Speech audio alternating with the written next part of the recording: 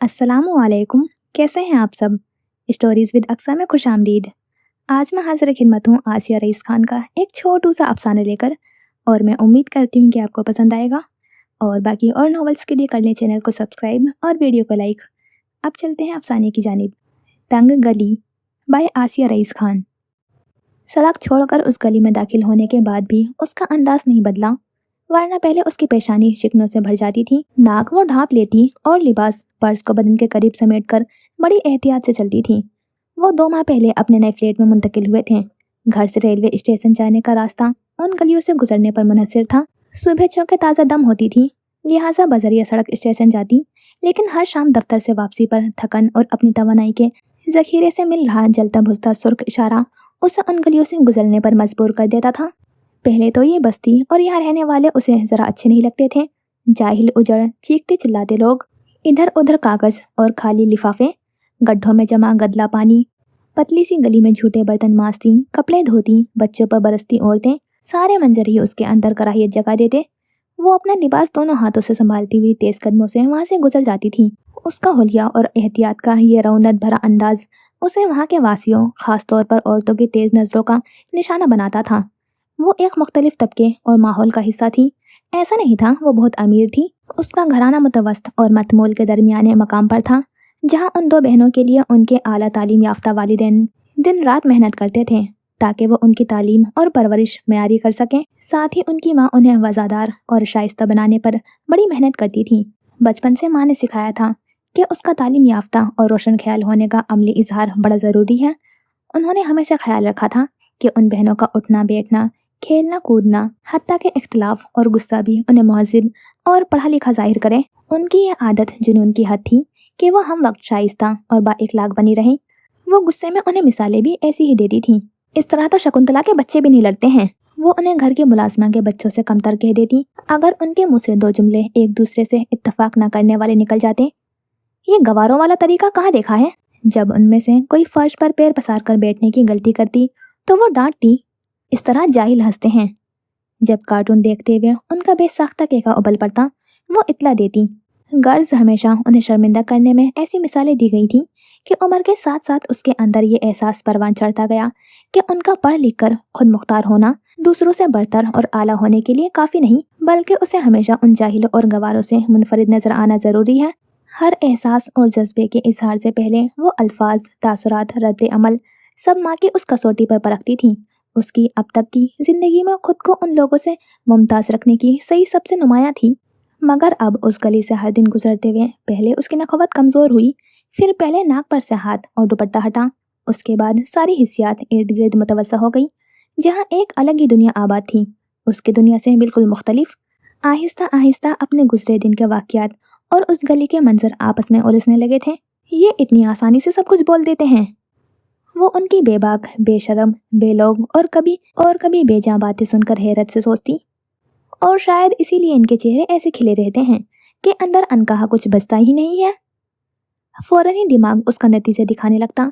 कभी दरवाजों में खड़ी हुई औरतें जोर शोर से झगड़ा कर रही होती, और फिर वही अगले दिन सर जोड़े हुए राजो नियाज करती हुई दिखाई देती, तो उसे अपने दफ्तर के साथी याद आ जाते, जो एक दूसरे से कहने या लड़ने के बजाय सारे अमले से एक दूसरे की बुराइयां शिकायतें करने के बाद भी मुस्कुराते हुए सर जंग जारी रखे हुए होते थे।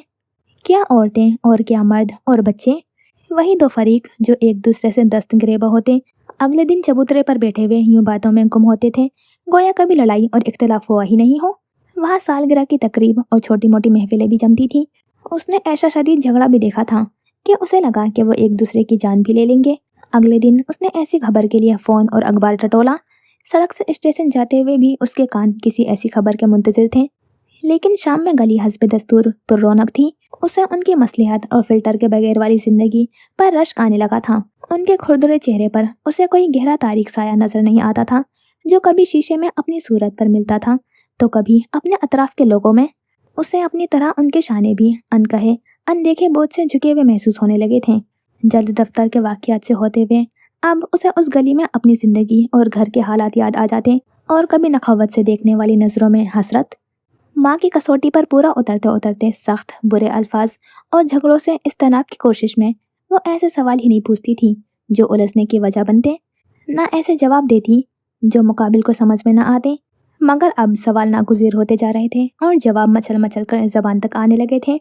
जब वो हिम्मत करके अपने शोहर से वो सवाल करती जिसका जवाब उसकी उलझन दूर कर सकता था, तो जवाब मिलता, क्या हो गया है तुम्हें, लड़ाई करनी है? और वो लब भींच कर वहाँ से हट जाती। कुछ अरसा पहले तक उसकी नफासत पसंद मिजाज को अजीब सी तकवीत मिलती थी कि वो हमेशा अपने बर्ताव व आदत व अखलाक से हर जगह खुद को मुहज़्ज़िब और वाज़ेदार जाहिर करती थी। माँ की तरबियत ने हर तरफ उसकी झोली में सताइश ही डाली थी, ताहम अब उसे ये सताइश अच्छी नहीं लगती थी। उन तारीफ़ों के बदले उसने अपने अंदर कौन सा जंगल उगा लिया था वही जानती थी। घर आकर उसने मामूल के काम निपटाए और खाना खाकर ख्वाबगाह में आ गई। उसने एक बार फिर करवट बदल कर आँखें मूंदी, मगर उस मंजर से छुटकारा फिर भी न मिला जो शाम से उसके दिल व दिमाग पर सवार था। उसने आंखें खोल दी। उन जग्गियों के आगे से गुजरते हुए वो कितनी ही किस्म के वाक़यात की ऐनी शाहिद बनी हुई थी। मियाँ बीवी के आपसी झगड़े, कभी औरतों के हाथ नचा नचा कर एक दूसरे पर इल्ज़ाम तराशियाँ, कभी मर्दों की ढींगा मस्ती तो कभी बच्चों की हाथापाई। ये भी कोई नया मंजर नहीं था। एक चीखती औरत और मर्द ही था। औरत दीदा दलेरी से उसका गिरेबान पकड़कर जवाब तलब कर रही थी, वही जवाब जो उसे भी चाहिए था। दरवाजे पर आहट हुई। उसने झट आंखें बंद कर ली। लेकिन मैं क्यों सोने का ड्रामा कर रही हूँ? अंदर से आवाज़ उभरी। उसने आंखें खोल दी। एहतियात से अंदर आकर बेग कुर्सी पर और जेब से फ़ोन वॉलेट निकाल कर मेज़ पर रखते हुए वो रोज़ की तरह आज भी उसे सोई हुई समझ रहा था। बहुत देर कर दी। उसकी आवाज़ पर वो जो अलमारी की तरफ बढ़ रहा था ठिठक कर पलटा। डरा ही दिया तुमने। जाग रही हो तो लाइट क्यों बंद कर रखी है? बंद ही रहने दो। उसे दीवार की तरफ जाता हुआ देखकर उसने तेजी से रोका। वो अंधेरे में ही बाहिम्मत थी। तुम्हारा वेट कर रही थी। लाइट ऑन की तो नींद उड़ जाएगी। कहा तो है मेरा वेट मत किया करो। कुछ दिन यूं ही देर होगी। सो जाओ, मैं भी थक गया हूँ। अलमारी से शबे ख्वाबी का लिबास निकाल कर वो गुस्ल खाने में चला गया था। शाम वाला मंजर भी पूरी जजियात के साथ जहन के पर्दे पर उभरा और उसका दिल क्या था वो उठकर गुस्ल खाने का दरवाज़ा खोल दे और ऊंची आवाज़ में उससे कहे कि मैं जानती हूँ तुम्हारी थकान और देर की वजह। ताहम वो लेटी रही, गोया बदन में जान ही ना हो। कल मम्मी आएंगी डिनर पर। कुछ देर बाद वह बाहर निकला तो उसे इतला दी, तुम जल्दी आ जाना, मुझे देर हो जाएगी। अगले 10 मिनट में वो अपनी जगह लेटकर सो भी गया था। फ़ोन उसके तकिए के करीब रखा था। वो कुछ देर फ़ोन को घूरती रही। चंद दिन पहले उसकी छठी हिस्स उससे फ़ोन के अंदर उन पैगामात तक ले गई थी जिनमें यकीनन मज़ीद इजाफा ही हुआ होगा।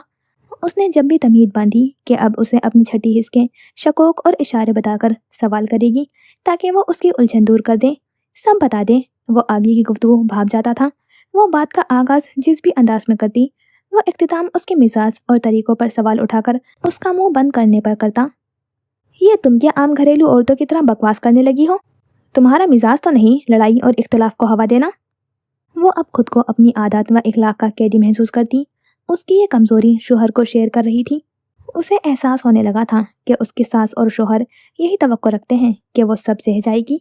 चीखना चिल्लाना, बदतमीजी करना, घर का माहौल बदसूरत करना वो जानती ही नहीं थी। ये सच भी था। बचपन से माँ का सिखाया तालीम याफ्ता और मुहज़्ज़िब होने का सबक हर जगह उसे रोक देता था। वो किसी सूरत गवार, बदतमीज़, बदतहजीब का ताना नहीं सुन सकती थी और अपने मिजाज के दायरे में कैसे उस सूरत हाल से निपटा जाए वो समझ नहीं पा रही थी। आदत मिजाज उसकी कमज़ोरी ही नहीं बल्कि दूसरों के लिए ब्लैकमेल का जरिया भी बन गए थे। उसने अभी तसव्वुर में सोचा हुआ कुछ भी नहीं किया। अब वो तकिए पर सर रखकर सोने की कोशिश करने लगी। अगली शाम वो जल्दी आ गई। सास ने फ़ोन पर बता दिया था कि साथ उनकी सहेली भी होगी। खाना बनाकर वो तैयार हुई और उसी वक्त सास और उनकी सहेली आ गई। अब वो उनकी उस आदत को समझने लगी थी। वो वक्तन फ़वक्तन अपने किसी रिश्तेदार या शनासा को लेकर आती थी। मकसद बेटे का नया खूबसूरत घर दिखाना, अच्छी नौकरी की धाक बिठाना और कमाई की नुमाइश होता था। उसे उनके आने या उनकी बातों से कभी मसला नहीं हुआ था, लेकिन आज उनके साथ आई खातून कुछ अलग मिजाज की थी। शोहर के फ़ोन के बाद कि वो बस पहुंच रहा था, वो मेज़ पर लवाजमात रख रही थी। वो दोनों करीब सोफे पर बैठी थी। हाँ, तो इसमें तुम्हारी बहू का भी कमाल हुआ ना। देखो, पैसा मेरे बेटे का है। पैसा खर्च करना और अपनी मर्जी से चीज़ें खरीदने की आज़ादी भी उसी ने ही दी है। जब शोहर हर ज़रूरत पूरी करे, बीवी को खुश रखे, मुकम्मल आज़ादी दे, तो बीवी का क्या कमाल। अगर वो मुश्किल हालात और बदमिजाज या बुरे शोहर के साथ निभा करे, यूं घर संवारे, तब कमाल होगा। उसका हाथ जहाँ था वहीं थम गया। वो लाख कोशिश के बावजूद भी पलटकर वो ना कर सकी थी जो उसका दिल कर रहा था, मगर उसके अंदर की औरत ने करवट बदल ली थी। शोहर के आने के बाद खाना हुआ। उसने बावर्ची खाना समेटा, सास की फरमाइश पर कॉफ़ी बनाई और उन तीनों को कप पकड़ाए सोफे पर बैठे हुए बातें कर रहे थे। खाली ट्रे लेकर वो पलटते हुए रुकी, पलटी और सास को देखा। मम्मी जी, मैं मजीद कमाल नहीं कर सकती। उन्होंने उलझकर उसे देखा। आपके बेटे का पिछले 6 माह से अफेयर चल रहा है और ये आज भी उसी की वजह से लेट आए हैं। यकबैक उनके चेहरे बदल गए। सबसे पहले उसके शोहर ने गजबनाक होकर कप मेज पर पटका, मगर वो रुकी नहीं। ट्रे साथ लिए हुए अपने ख्वाबगाह में आ गई। पीछे बेयकीनी, गुस्सा, सफाई और तानों से भरी हुई आवाजें थीं। शोहर को यकीन था वो कमरा बंद करके बैठ जाएगी। उसके लिए उस वक्त माँ को संभालना और शांत करना ज्यादा जरूरी था। मगर चंद मिनट बाद वो अपना पर्स लिए हुए बाहर आई। मेरे पास चाबी है, मैं किसी दिन आकर अपना सामान ले जाऊंगी, उसने शोहर को देखकर कहा और दरवाजे की तरफ बढ़ी। सास की सहेली खामोश तमाशाई थी, जबकि उसकी सास मुसलसल तेज में बोल रही थी। उन्होंने आगे आकर उसे रोकना चाहा, मगर वो शोहर और सास से बचती हुई तेजी से बाहर निकल गई। आज उसने अपनी जिंदगी की तंग गली से बाहर कदम रखा था। वो गहरा सांस लेकर मुस्कुराई थी। कहीं तसल्ली भी थी कि उसने चीख चिल्लाकर और हाथ नचा नचा कर कोई सती हरकत नहीं की थी। उस मुश्किल फैसले में भी उसने अपनी माँ को, उनकी तरबियत को शर्मिंदा नहीं किया था। तभी अंदर से उसके शोहर की आवाज आई और वो थम गई। फिर 2 पल बाद उसका जोरदार कहका गूंजा। शोहर उसके बारे में कह रहा था, ये जाहिल औरत। खत्म शुद्ध। जी, तो ये था छोटा सा अफसाना, और इतने छोटे से अफसाने में सिर्फ 10 पेज का अफसाना था और इसमें भी राइटर ने इतना अच्छा मैसेज दिया है। तो मुझे तो बहुत पसंद आया। आपको कैसा लगा बताना ज़रूर। फिर मिलते हैं इंशाल्लाह किसी और नॉवल में। खुदा हाफिज़। अपना ख्याल रखना और दुआओं में याद रखना।